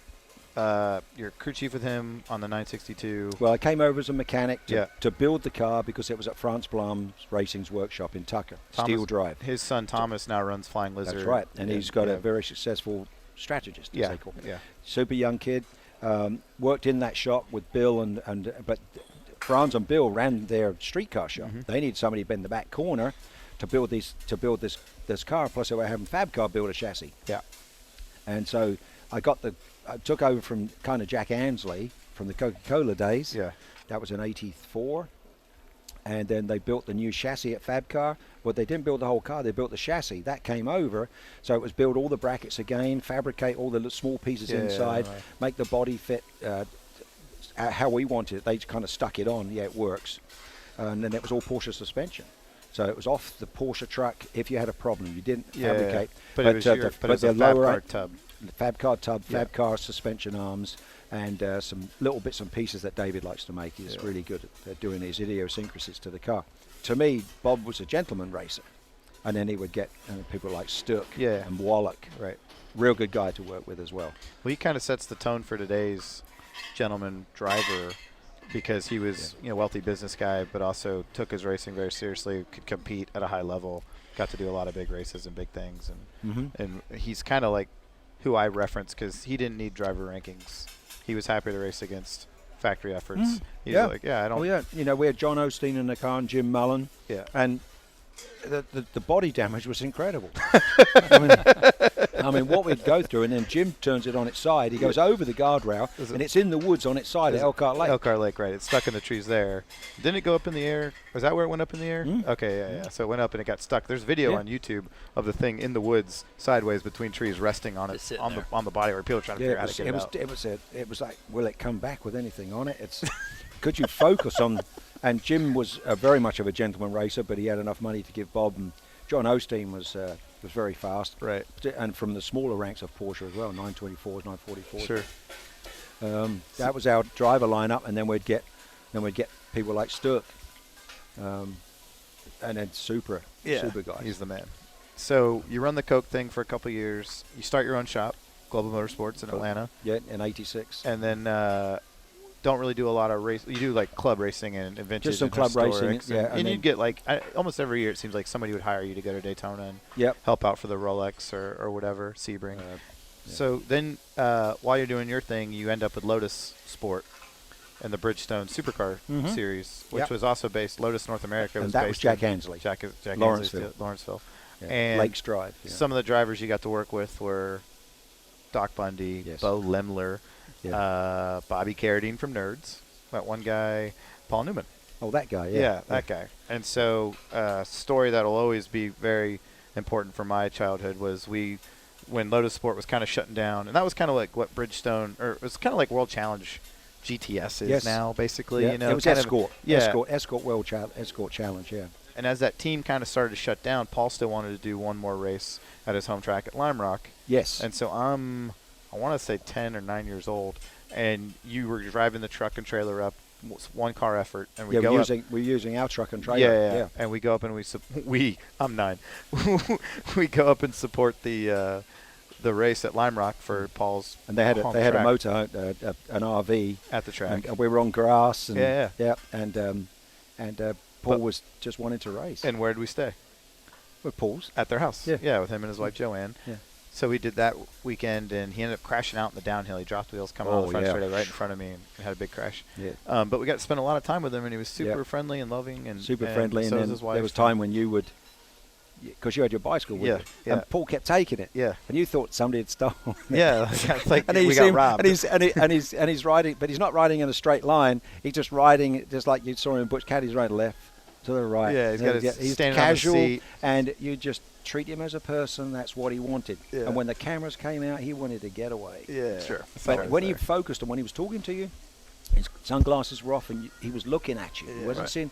And then once that was done, he was gone Yeah. Yeah. because it was too much click, click, Yeah, click yeah, of the yeah, shuttles. all around. Yeah. Yeah, we shared Still the have RV those. with him, so I'd be eating cereal with Yep. him, and he's like, Mhm. he kept calling me kid. That's all it was. Just And kid, then he took- kid. I think you still have. I do. It's hanging in my living room. It's when you bought a Lotus Alarm back then. They had Street these car. the green Lotus green with yellow Lotus paper. with Lotus paper, Yeah. and it was just a folder, and that's we had all our notes in it. And he took it, and he He wrote on signed it to the fastest kid on the block, to the new hot kid on to the the block. Paul, and he signed it. PLN. And he didn't sign He didn't Right, sign yeah, autographs. that's famous Do it for for that. kids apparently. So yeah. So that's hanging in my living room. It's one of my most prized possessions. Yeah. First thing I think about if there's a fire, I'd grab that. Yeah. That's the first thing I'd grab on the way Yeah. out. Makes sense. Yeah. So you got to work with Paul, and that was a unique story, obviously for you, but and especially for me, because I didn't know who he was other than the race car driver, Paul Newman. So then going to school the next, a month later, I wrote my summer vacation thing. That's I was like, right. this weekend I got to go to Paul Not Newman's 8-year-old house, with Paul and Newman. yeah, Yeah. right, and my teachers are like, bullshit, this Right. kid's an idiot. And this my kid- mom had to come pick me up for one day, and they're like, by the way, Ryan wrote this really interesting story about how he hung out with Paul Newman this weekend. She's like, yeah, and Joanne. They're like, what? Okay, so just to finish out the career stuff for the very cliff notes now, because we've been talking for so long, you end up basically you have your own shop. Guy comes into it one day smoking a cigarette, asking if he can get some roll hoops made for his street car that he's building. And you make prototype roll hoops for the Panos Roadster street car. Yep. They like them. You say, okay. And they say, we want 50 sets because it had to be for Well, the it wasn't that many, but to start making parts, and didn't know who Danny was, didn't know anything. Started making parts, and at that time we were just looking after some higher end car stuff that I'd started, but the Aston Martin stuff that I'd worked with in England. that Panos relationship from building the Roadster parts. They kind of come and look at the shop. They see all the neat stuff you have in the shop. You've got RS200s. You've got Chevron B19s. Yeah, and the Ferraris. Cobras, the GT40, Yeah. chassis 1010. Yeah. Then we got then we had the championship winning 65 Cobra in there as well. Yeah. And the F1 car, the Tyrrell, which was ex-Beloff. Yep. 2 RS200s. Yeah, I remember the. So they see that and they go, okay, this guy knows race cars. So- We're building a race car. And Well, so what they did was, he was Danny originally approached me and said, my dad wants to bring one of the cars over. This is and Danny I was, Panos. Danny Yeah. Panos, sorry. Right. Approached me and said, Dad wants to bring one over. I know you brought these RS200s in, and what's got to happen? Because I got ripped off by a company and I had to pay a big bond and never got my money back. I said, well, yeah, you bring it under a TIB, Tim 3 import bond for 6 months, boom. You've got to handle that. do so that for me. then a few days, I met his dad that Saturday at his shop, and Don said, okay, well, this is what I've got. He said, I've got one of the cars at Dams. We're running Le Mans because they had 2 cars. I want to bring that over, and I want to run it at Road Atlanta with Doc Bundy. And Andy Wallace. He was. Well, they won the race. Yeah. Yeah. So Don says, we're keeping the car. Yeah. I said, no, it's got to go back. So we sent it out the country to Canada, and then Dams had to build another car. Well, we had to go to Reynard to build a car from nothing. Yeah. It was like when the part was literally finished, it was bolted on the car. Where's the next part? Twiddle your thumbs. There's another part. Yeah. So we managed to get a second car for Dams. So because David Price wasn't giving up any of his parts because they were like hen's teeth. He gave a few bits, but not too much. So built a second car, kept that car here, and started. And he asked me, "Can I run the?" So here we go again. And I Yeah. didn't really want to go back into motor racing, but it was a chance to start that, and so we bought the Lotus tractor trailer Yeah. from Roger Cates. Pretty much took a lot of the guys from the Lotus program and brought them over on Andy Waldrop. And Yeah. Now, one of the prize drivers of the Panos program was Oh, yeah. one Johnny O'Connell, Oh, yeah. who we just yeah. had lunch with a little bit earlier today. Yeah. And we have a segment where we pass along questions from one guest to the next. And Johnny had a question for you. You have that written down here somewhere. Yeah. The question was, how much did you go out of your way to help your boy with his career? Meaning me. I didn't have to go out of my way because you did most of it yourself. Yeah. That's kind of what it says. Like you didn't have we to. supported. Well, you helped me. We supported you in the fact that Mum would go out of her way. I was working. Mum would go out of her way to make sure you got to where you needed to go because of driving license things, and pick you up that evening. Make sure you got there. I think I rarely took you there and dropped you off, but I didn't get out and start snooping around the shop. I just dropped you off and off I went back. Now they're being Archangel Motorsports. Okay, sorry, so, Archangel Mike Johnson. So Ryan, yeah, right. And I got to meet I them. understand that, I got to meet them, but I didn't want to get involved. Right. I had enough to do. At that time, it was kind of, I was stepping down a bit. But no, we didn't go out of our way and push you. You grabbed it and took it, right. and you made what you've got.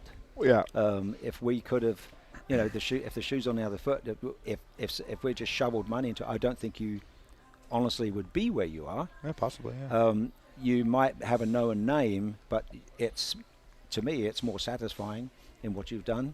Yep. For me to look at. Yeah. And Mum, oh God. So she's well, proud. it's not like you could have spent the money to That's get right. him to That's afford right. the ride that you needed. No way we of doing what you're didn't. doing. So To the question for Johnny, like you did, however, give me a last name that could get me indoors. You know what I mean? Because when I would call people or email people, I like Brad Kettler. Like every time I walk up to him until he kind of knew who I was, I'd say, "Hey, I'm John Eversley." Son, he's like, "I know who you are, Ryan." You know, but like if I was just somebody sending emails to all these teams, which is how I got my first job with Mike Johnson, I was literally on the internet going, "Hi, I want to clean wheels." Yeah. You know, "Hey, I want to be a driver one day." But I could say my dad's John Eversley, and they'd go, "Oh yeah," versus like, "Hey, I have no ties to racing whatsoever." You know, so it helped me. You're going to get the call back because it's not some unknown person. And to me, well, but that just happened. I mean, I'm happy that people recognized it for Sure. you. But like you said, what happens. Right. And and to put that on the other side of the foot for a listener is that you had that in, but that in could be solved for anybody a couple steps along the way. You just find your skill set that's appealing to somebody. Yeah. In your case, they're willing to listen to you. But if you have a skill set that somebody's interested in learning from, for example, I shouldn't turn wrenches, but I know how to make good videos. Right. And that's how I got back into the sport years later.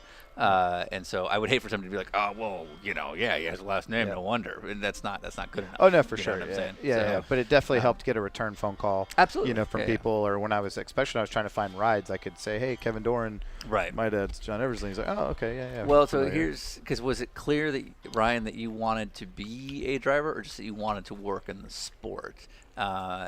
Because here's where I'm going for you, John, is obviously you'd lived and breathed in the sport for a few decades by the time Ryan came around. Yeah. The challenges that can come both as a mechanic and especially as an aspiring driver. Yeah. Was there a side of you that maybe wouldn't wish that on one of your kids, so to speak? becoming a driver? Or just sort of knowing what challenges lay ahead.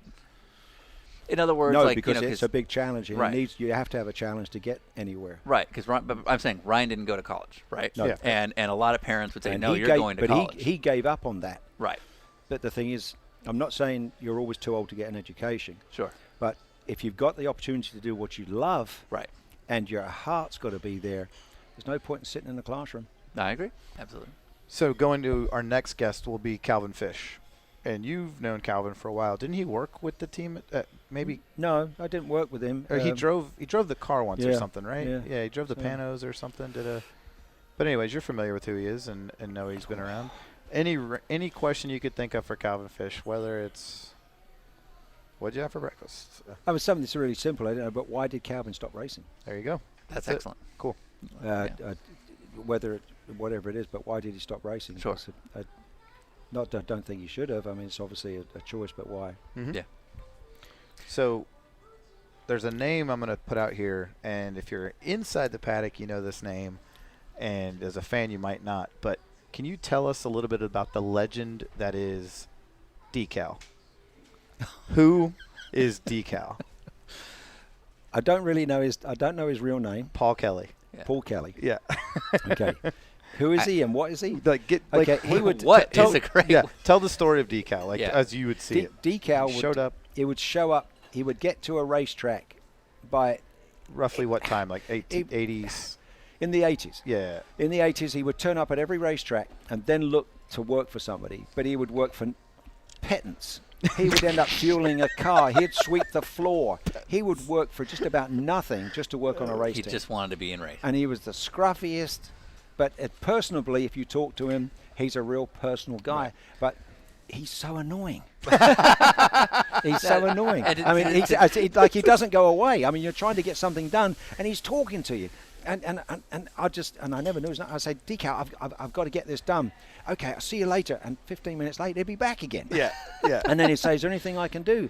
And I'd say, no, I'm fine right now, what I'm doing. And then all of a sudden, you'd see him haul in tires for somebody. Yeah. And he was scruffy as the scruffiest. Covered in dirt. To describe him in 2016, because he's still around. Yeah. He's always in some beat-up hat shirt. Last time I saw him was... Nothing's changed. Nothing's changed. So I saw him at Petit. He's still around. He's absolutely still around. But anybody who knows him, I don't know if we'll be able to share a photo on the website or not. But for those who don't know Decal, you would think he was like, I don't know how to put it. You think he's like a homeless super fan? Yeah, right. The way he walks around, you really would. Yeah. But he's this guy that's been a staple of the sport as long as I've been in it. Yeah, I mean, he's been around since the 80s, and he is IMSA's transient. Yeah, yeah, the original that's a great way episode. of saying Yeah, and he would work for like a T-shirt and a decal, right? Isn't that how he got the name? Or He would work a suitcase for- or something? It just had his bag, but how he got, and he had eventually got a car, but he would thumb it. He would wash trucks and trailers. What to is get thumb it? Hitchhike. Oh, okay. Yeah. So he literally would hitchhike. He would literally from track to ride track. in the back of a truck, in the back, out in the open. From track, or venue to jump on venue. a train or anything, because if you knew the race was there, okay, that's my general direction. That's how am I going to get there? I don't know. Oh, there's a train track.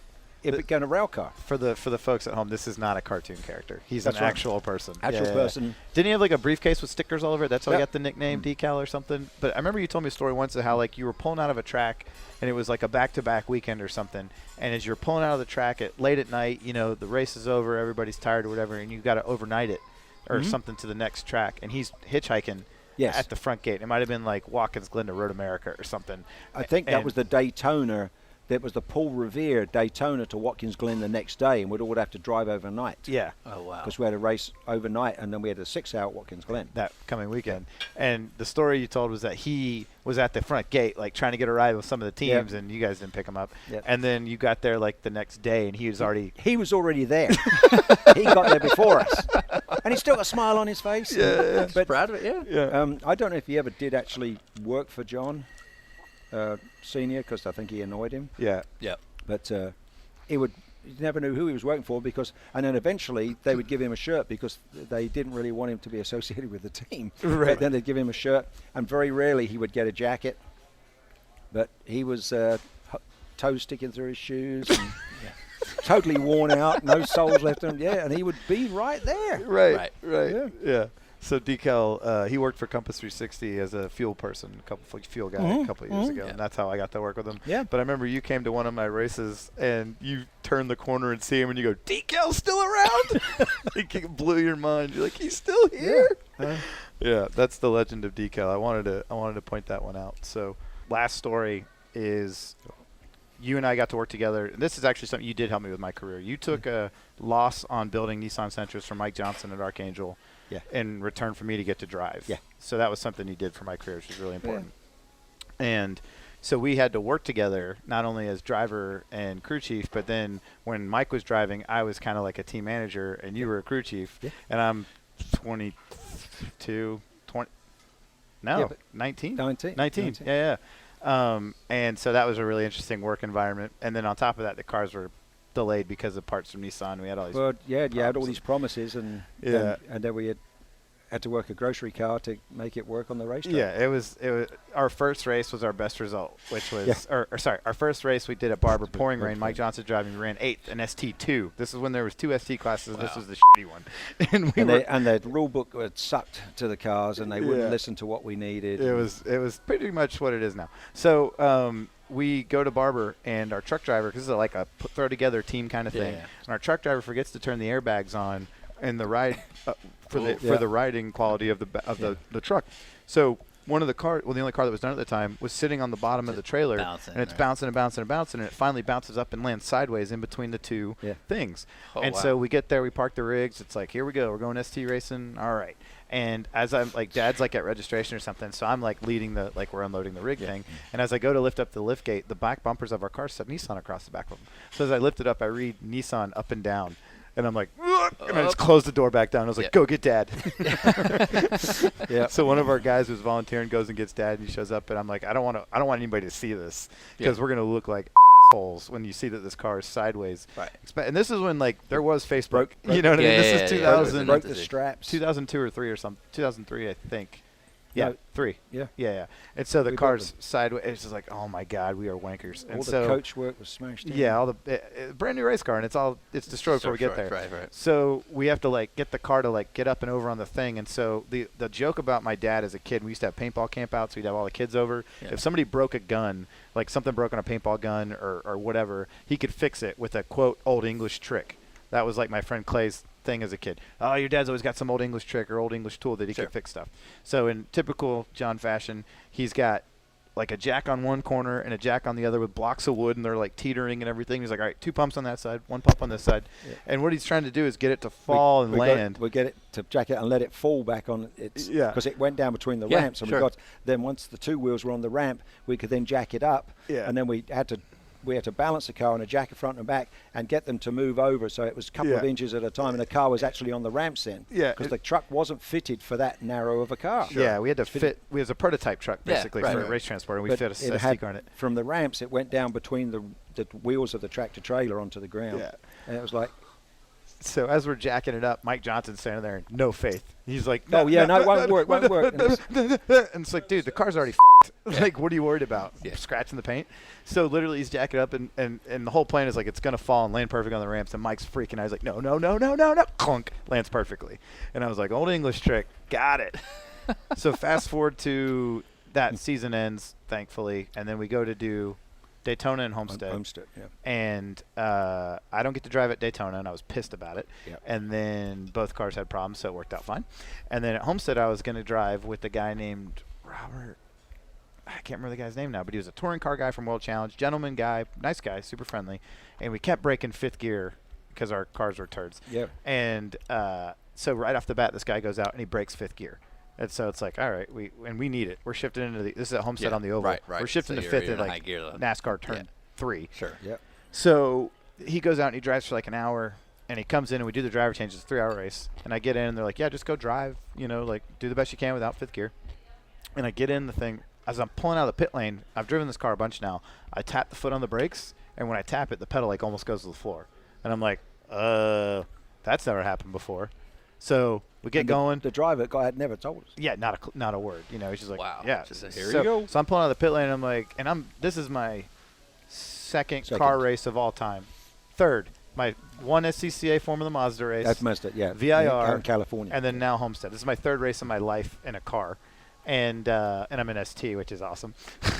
I'm like, how'd you get a license? So I'm pulling out of the pits, and I'm like, hey, the pedal's like going really far down, and I haven't done a lap yet. And they're like, okay, do the best you can. So I get going, and I'm driving around, and we're way off the pace because of the fifth gear thing. And we're fighting for 22nd in class out of 23 or something stupid. We get this. Now we're in ST1. They bumped us up, which sucked even worse because we sucked in ST2. You were much faster cars. Yeah. And Lally's out there in like the Lexus lapping us, and it was really rough. But it's like, hey, I'm driving a race, and I didn't care that I was like, inexperienced, and I didn't think it was unfair that I was a pro in an AM class. You know what I mean? Like it was just like, go race, dude. Go drive. So about halfway into my stint, so there's maybe and 45 minutes left in the race, I'm like coming down the front straight, braking into turn 1, and the thing would like turn to the right because it ran out of left side brake pads. You know what I mean? So I'd be going into 1, and I'd blow the turn 1. I'd go up on the banking, come down through the grass, and like make it into the turn 2. And I'm like, something's wrong. Like I don't know what's happening.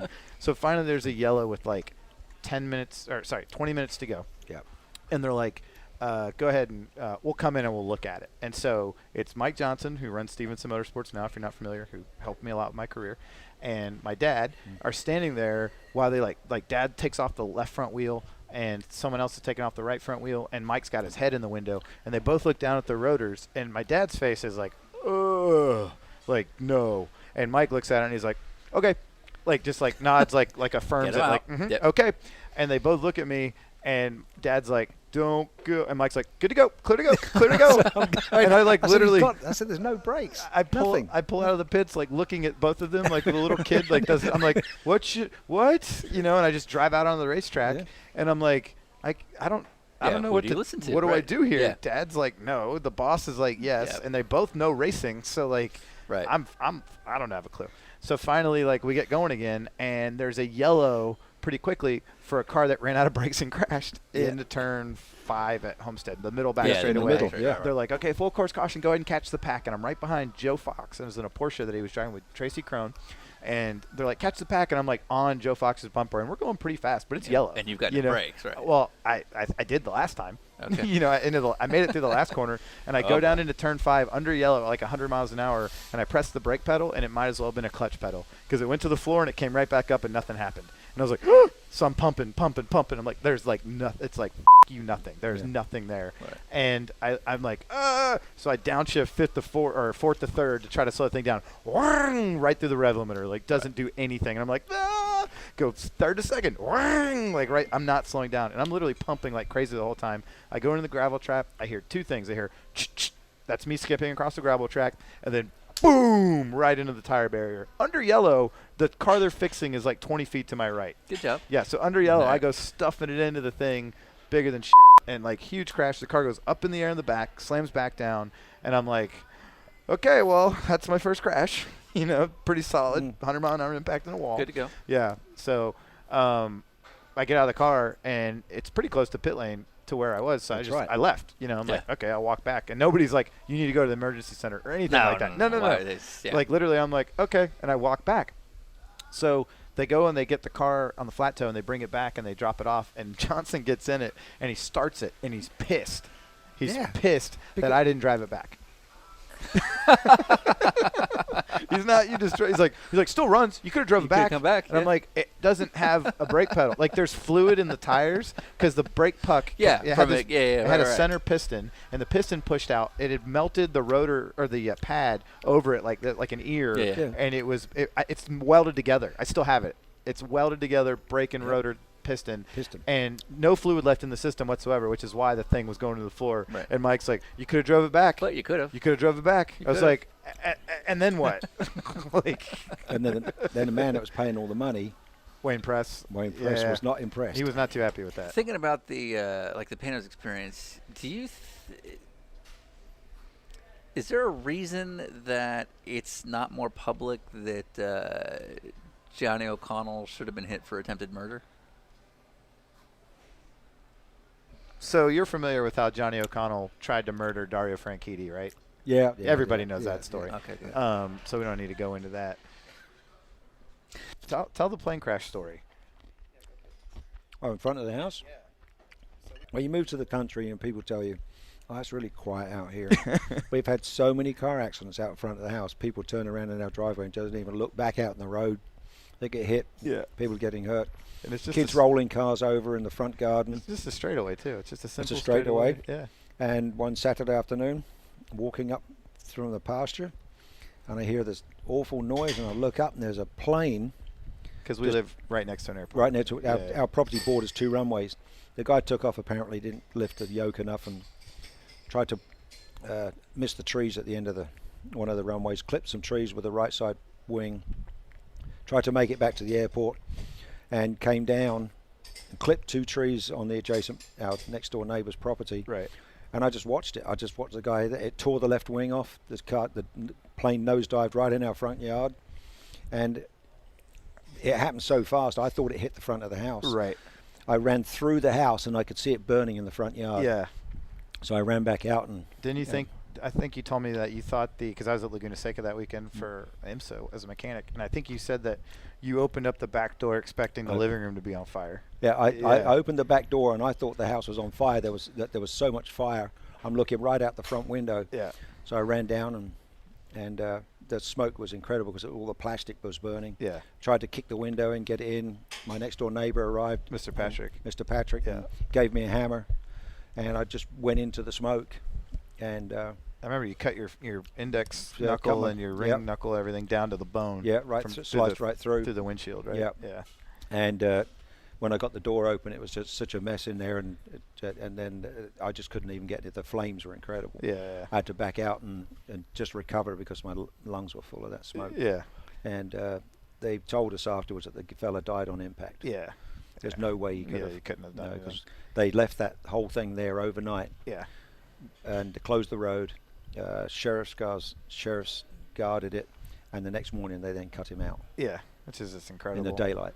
Yeah, and if you Google it, like Winder plane crash or something, there's a picture of it's a shot straight down Highway 82, and you can see the tail sticking out Really? of our front. Yeah, Yeah, 'cause that was all that was left. I looked it up a couple of years ago, and it's still up there somewhere. But it knocked the fence down, yeah, and that's when the DOT made us put the fence back at. Right. They said it was back at 50 because it was at 30, and that was a grandfather thing. Well, as the fence got knocked down, we had to move it back to 50 feet. but then I remember they didn't want to pay to replace the fence or something. They It didn't- was like a no, nobody replaced pain it. in the ass The people Yeah. that the insurance company argued with us about it. I said, over a told them, fence. Yeah. told them to go to hell and just built a new fence. Yeah.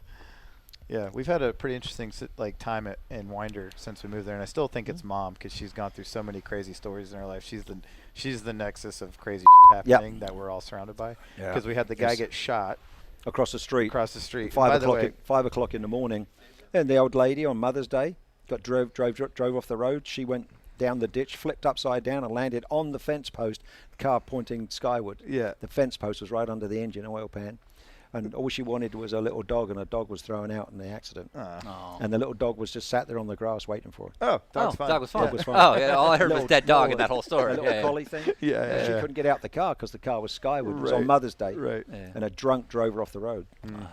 Yeah, we've had some interesting times there. And then if you follow me on social media or Lally, or you have for a while, about 5 years ago, we started blowing up propane tanks and Oh. all sorts of stuff. Don't you owe me? You're the one that's like, hey, I brought another car down there if you just shoot up. Yeah.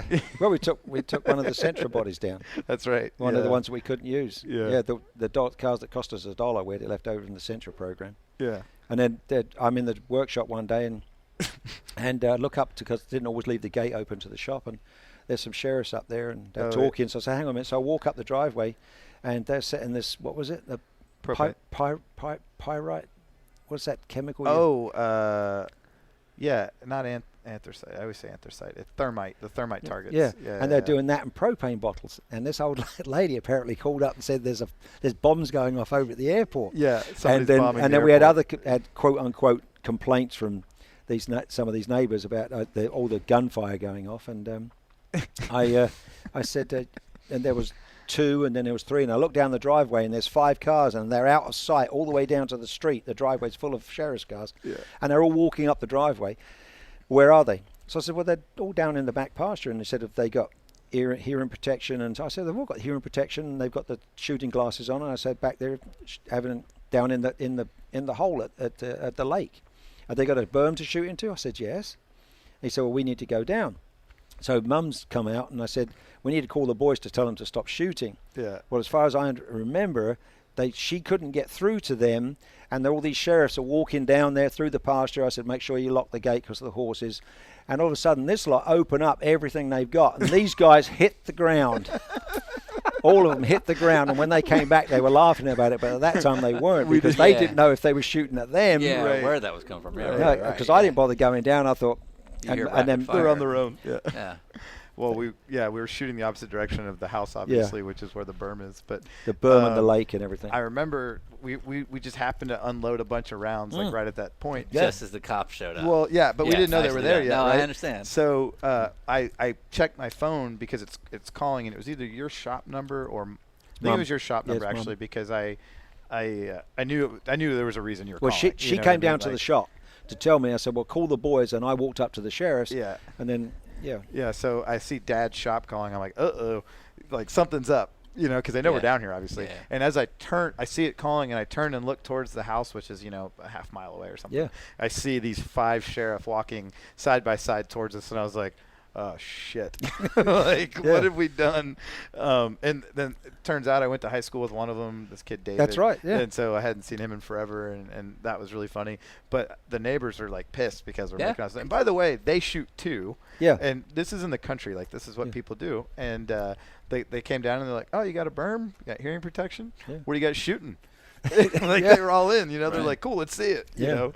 So it was pretty funny. But yeah, we've had some good time with that property. Just a couple racing things. Where, compared to where you were at the time, where do you see the sport headed? I mean, you'll never be back to what it was. There's so much regulation, but I feel that they're doing such a good marketing job. They're trying to do a good marketing job and to try and get people involved in it. I don't think we'll ever see the racing as I really enjoyed it. I think it's somewhat too regulated, but I'd see that because of safety and the safety aspect's fantastic. What they've done to racetracks. What do you think it's missing from your days? How outrageous the cars were, the sound, the speeds. For instance, the people in Europe loved the panels. They weren't going to win. It's just the noise. It's that V8. I'm not applying this to speeds. I'm not applying this to drivers. I'm not applying this to designers. I'm applying this to the entire sport, including the PR, including the marketing. What appeals to anyone who gets involved in the sport, especially in the 80s, especially in the 90s, when we all were paying the most attention, is a culture of fearlessness. Yeah.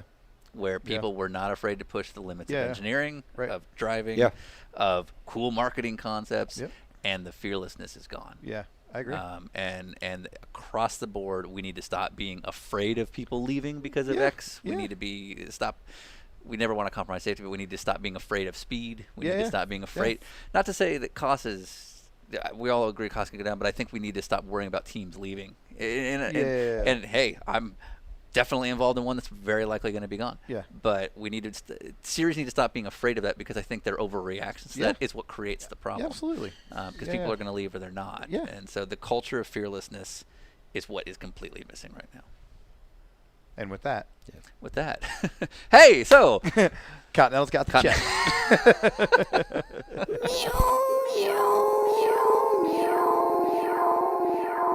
I'm finished.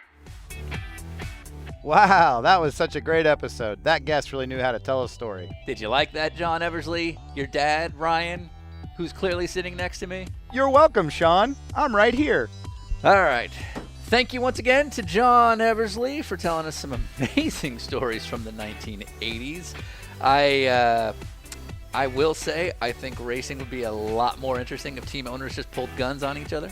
But, that's just my own style. So, all right. I thought the best way to close out of here was actually a guy that I've been a fan of for a long time, ever since he was in a band called the Honorary Title. He's since gone out and been solo for several years now. A guy named Jarrod Gorbel, Jarrod Gorbel. He's on Spotify, he's on iTunes, he's got several albums out, but there's one album out that you should definitely check out called Bruises from Your Bad Dreams, which has one song I thought was particularly appropriate to this episode. It's called Mother Father.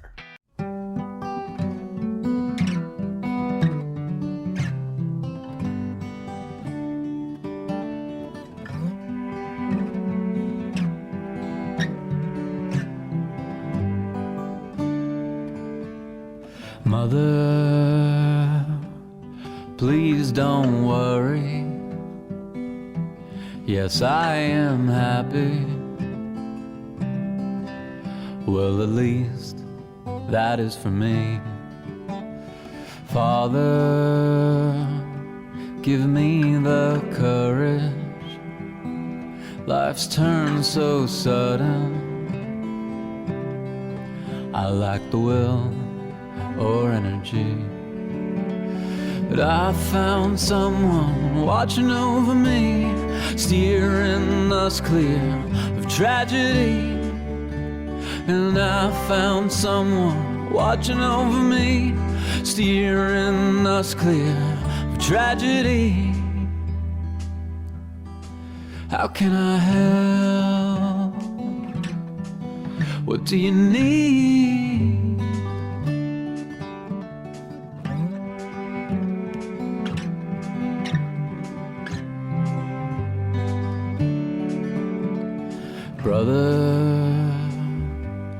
I know how you struggle. Just hold tight to your trouble, 'cause our support is getting weak. Father, don't be so stubborn. Remove the burden, or push it onto me. 'Cause I found someone watching over me, steering us clear of tragedy. And I found someone watching over me, steering us clear of tragedy. 'Cause all we are is a sum of the parts from those that will listen to us. 'Cause I found someone watching over me, steering us clear of tragedy. For you I'm always, always free. For you I'll always be. 'Cause I found someone watching over me, steering us clear of tragedy.